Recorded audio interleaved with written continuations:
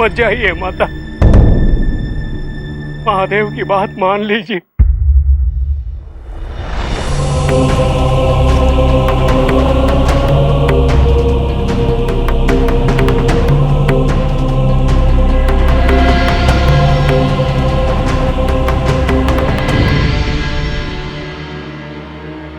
प्रणाम माते। कितने दुर्भाग्य की बात है, इतने बड़े यज्ञ का आयोजन किया जा रहा है और हमारे हृदय में केवल विनाश की आशंका है। आप सत्य कह रही हैं माते। अब तो केवल भगवान विष्णु का ही सहारा है। बस किसी तरह से वो सती को यहां आने से रोक दे। इसी में सभी का कल्याण है। अतिथियों के प्रबंध में किसी तरह की कोई कमी मत रखिएगा।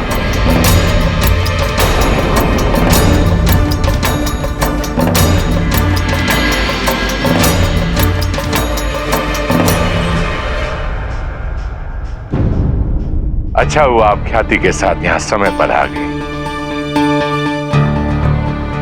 सृष्टि के आरंभ होने से पहले और उसके पश्चात इतना विशाल यज्ञ न कभी हुआ है और ना ही कभी होगा।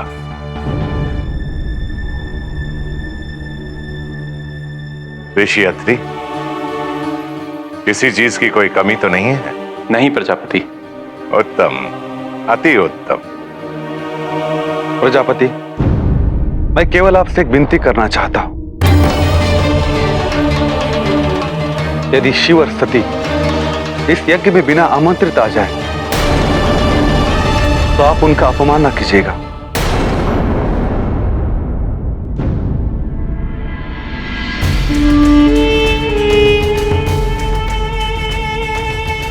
अपमान उसका होता है जिसका कोई सम्मान हो ऋषि भृगु।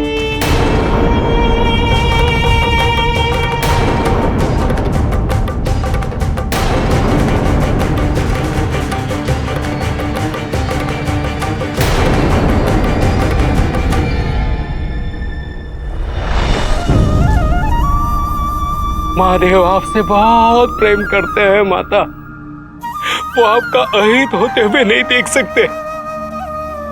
यदि आपको कुछ हो जाए तो महादेव स्वयं को कभी क्षमा नहीं कर पाएंगे, कभी क्षमा नहीं कर पाएंगे माता। नंदी, मैं यमलोक नहीं अपने पिता के घर जा रही हूं। बार बार अहित की बात करके मेरे पिता का अपमान मत करो। परंतु माता, महादेव असत्य तो नहीं कह रहे ना, वो तो त्रिकालदर्शी है, उन्हें अशुभ घटित होता हुआ दिख रहा है, इसीलिए वो आपको रोक रहे हैं माता। मेरे महादेव के वचन कभी मिथ्या नहीं हो सकते माता, कभी नहीं। अच्छा, एक बात बताओ, महादेव से तुम्हारा क्या संबंध है? माता, मैं उन्हें मेरे पिता के रूप में देखता हूँ। महादेव तुम्हारे पिता समान है और प्रजापति दक्ष मेरे पिता है। जितना विश्वास तुम महादेव पर करते हो, उससे कहीं अधिक विश्वास मुझे मेरे पिता पर है। यदि तुम महादेव पर कभी संदेह नहीं कर सकते तो मैं अपने पिता पर संदेह कैसे करूं?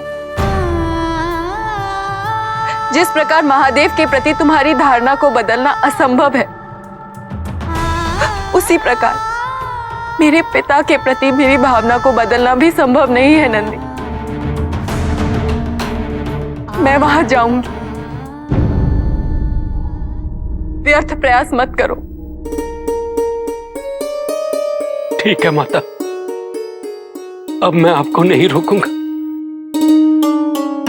जब महादेव आपको रोक नहीं पाए तो ये मोटी बुद्धि वाला बैल आपको कैसे रोक पाएगा माता? किंतु जो कुछ भी हो रहा है वो अच्छा नहीं हो रहा है माता। न जाने नियति क्या चाहती है? नियति महादेव और पिताजी के बीच एक नई मित्रता को जन्म देना चाहती है। वो यही चाहती है कि उन दोनों के बीच का मतभेद सदा के लिए समाप्त हो जाए। और नियति ने इस कार्य के लिए मुझे चुना है नंदी।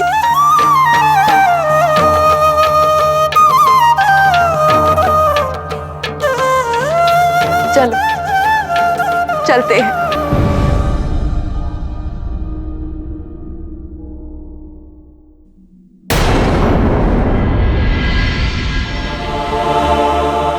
प्रणाम माँ। रेवती, तुम्हें तो चंद्रमा ने कैलाश का सारा समाचार बताया होगा ना?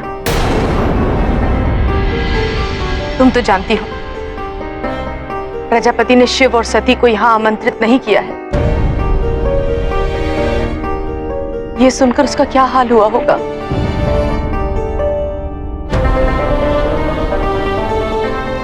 उसे दुख है ना? दुखी होना तो स्वाभाविक है माँ, किंतु इससे अधिक दुखद एक और बात है माँ। महादेव के मना करने के बाद भी सती यहाँ आने का हट कर बैठी है। कदाचित अब तक तो वो प्रस्थान भी कर चुकी होगी।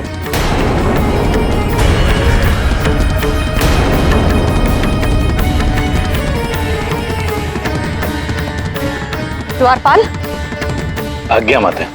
सैनिकों से कह दो यदि सती यहाँ आती हुई दिखाई दे तो उसे प्रवेश न करने दे।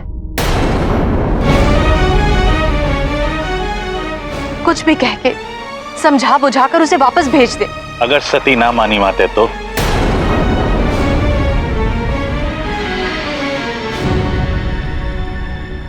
बल का प्रयोग करे।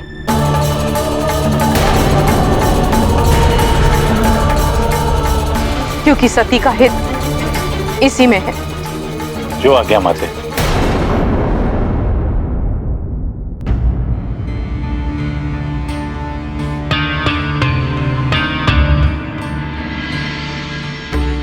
प्रणाम महादेव।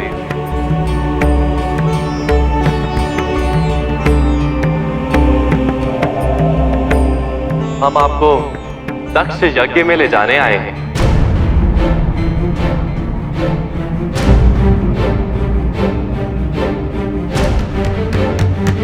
महादेव, आपके बगैर यज्ञ करने की मूर्खता दक्ष कर रहा है। अभी तो उसे ज्ञात नहीं कि इससे कितना बड़ा अनर्थ होगा। आप तो त्रिकालदर्शी हैं, आप ऐसा अनर्थ कैसे होने दे सकते हैं? मेरे वहां जाने से अनर्थ ही होगा भगवान, केवल अनर्थ।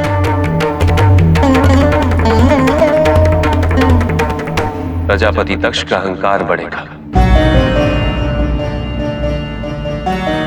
सती का मेरे प्रति प्रेम तो बढ़ेगा ही,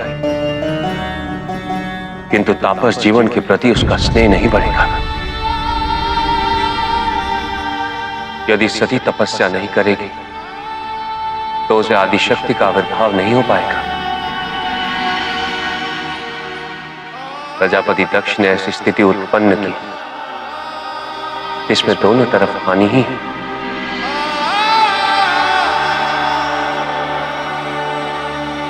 महादेव, यदि आप वहां आएंगे तो वो हानि टल जाएगी। दक्ष मेरा पुत्र है, मैं उसे समझाऊंगा। अहंकार का कोई पिता नहीं होता ब्रह्मदेव। अहंकारी मनुष्य के सारे संबंध टूट जाते हैं।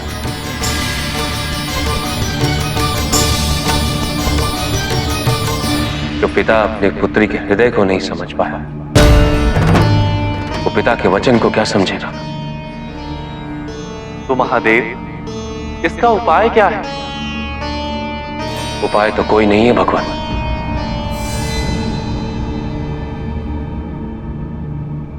मुझे ज्ञात है आपका और ब्रह्मदेव का यज्ञ में जाना अनिवार्य है। बस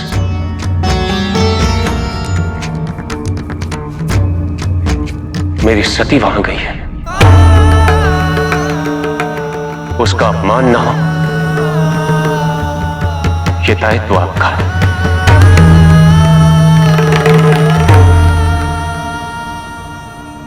क्योंकि मैं अपना अपमान सह सकता हूं,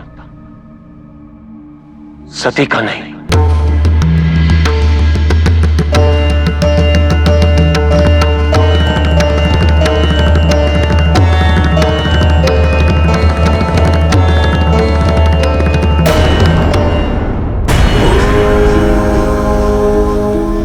अग्निन्दूतं पुरोदधे अव्यवाहमुपब्रुवे देवाम् आसादयामिह देवाम् आसादयामिह।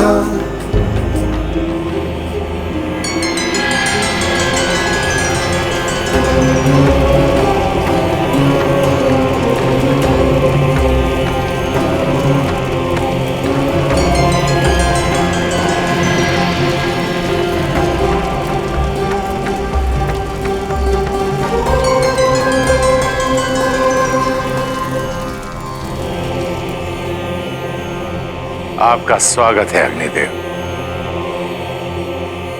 आसन ग्रहण कीजिए।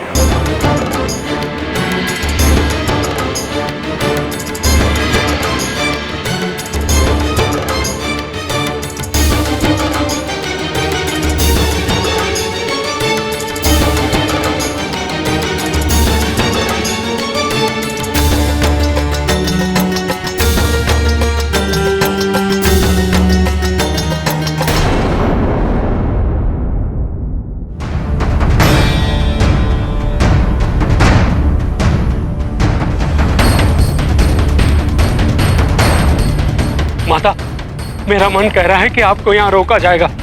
इस अपमान से अच्छा है कि हम लोग यहाँ से ही वापस कैलाश चलते हैं। माता,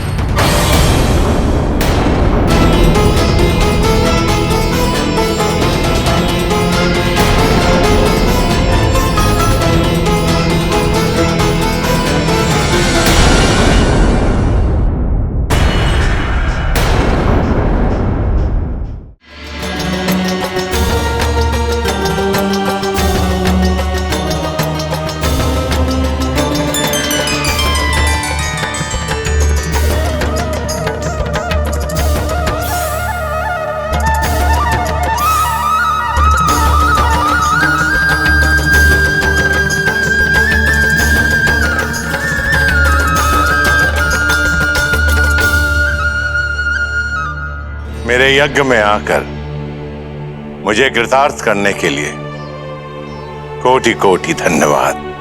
दक्ष, तुम्हें नहीं लगता शिव को निमंत्रित नहीं करके तुम बहुत बड़ी भूल कर रहे हो?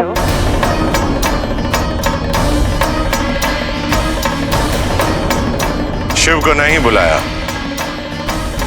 तो कौन सा अनर्थ हो गया पिताजी? इस यज्ञ में एक भी ऐसा देवी देवता नहीं जो शिव के नहीं आने के विरोध में यहां उपस्थित नहीं हुए।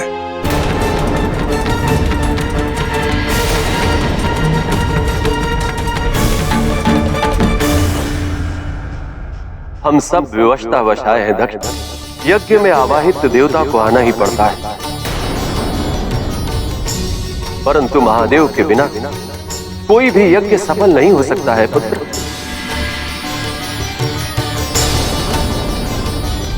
मनुष्य का भगवान से वैर उचित नहीं है। अभी भी समय है, शिव को बुलाकर क्षमा मांग लो। वो भोलेनाथ है, तुम्हें क्षमा कर देंगे। अन्यथा शिव का क्रोध सब जानते हैं। ऐसा न हो तुम्हें अपने निर्णय पर पछताना पड़े दक्ष।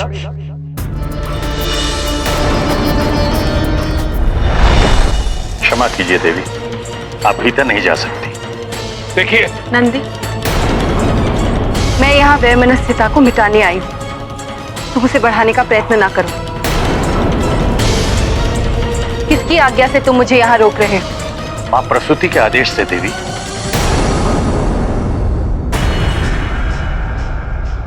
क्या? किसकी आज्ञा से? माता प्रसूति के आदेश से देवी। उन्होंने किसी भी मूल्य पर आपको, महादेव को यज्ञ में जाने से रोकने का आदेश दिया है।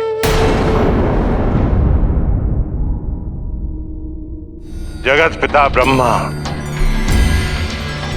और जगत माता सरस्वती को शत शत नमन। विश्वपति विष्णु और विश्व देवी लक्ष्मी को मेरा कोटि कोटि प्रणाम स्वीकार।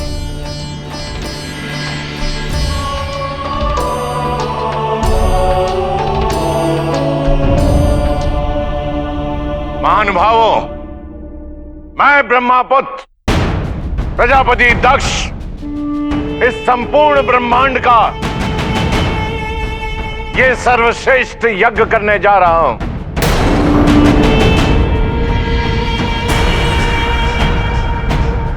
ये यज्ञ उस महान यज्ञ की प्रतिकृति होगी जिसका आरंभ ब्रह्मदेव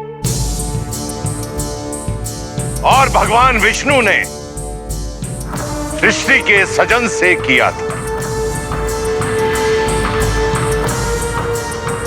इस यज्ञ में सम्मिलित होने वाले सभी को यथाचित मनवांछित फल मिलेगा।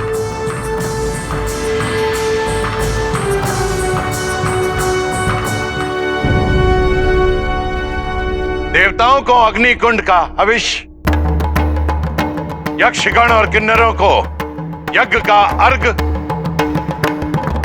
मनुष्य और असुरों को उनके वर्ण के अनुसार प्रसाद के स्वरूप में रत्न, स्वर्ण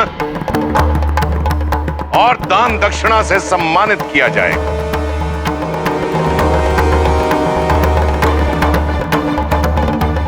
सभी सम्मिलित प्रेतों और पिशाचों को पिंडदान देकर मुक्त किया जाएगा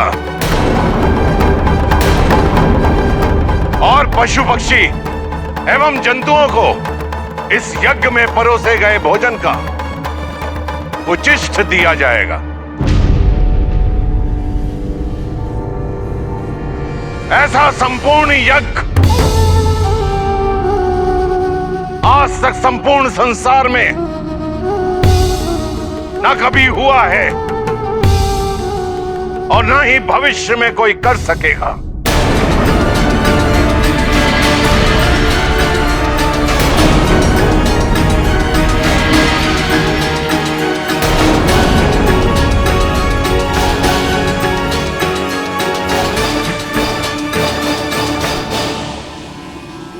महादेव के शिष्य होने के नाते हम सभी को इस यज्ञ में सम्मिलित नहीं होना चाहिए था।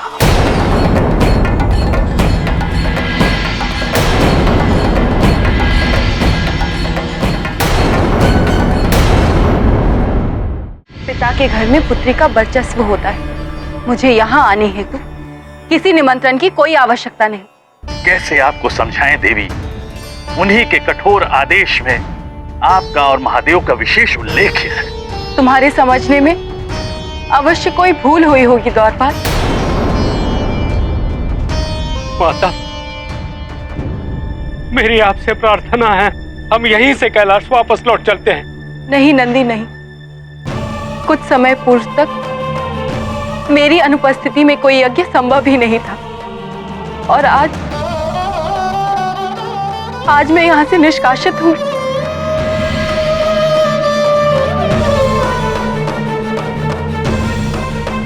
नहीं, पिताजी इस समय क्रोधित हैं और वो पूर्व आग्रहों से ग्रसित होंगे, किंतु इसका तात्पर्य ये नहीं कि मैं भी अहम में आकर इस अभूतपूर्व पर्व से वंचित रहूं।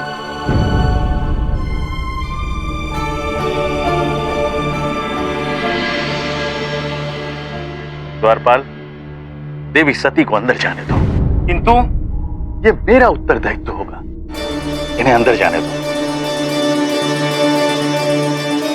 देवी, आप अंदर जाइए, किंतु देवी सती, केवल आपको ही अंदर जाना होगा, नंदी को यहीं बहिरंग में छोड़कर।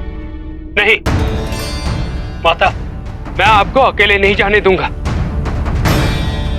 क्षमा करें माता, अब आप ऐसा कोई आग्रह न करें जिससे महादेव की आज्ञा की अवहेलना हो, अन्यथा मेरे लिए मृत्यु का आलिंगन करना ही सबसे अधिक उपयुक्त होगा।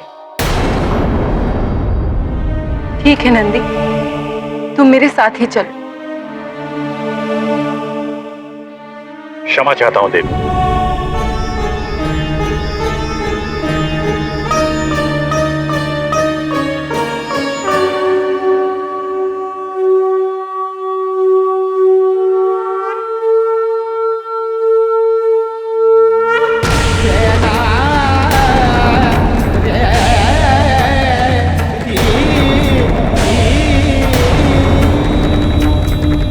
रुक जाओ सती।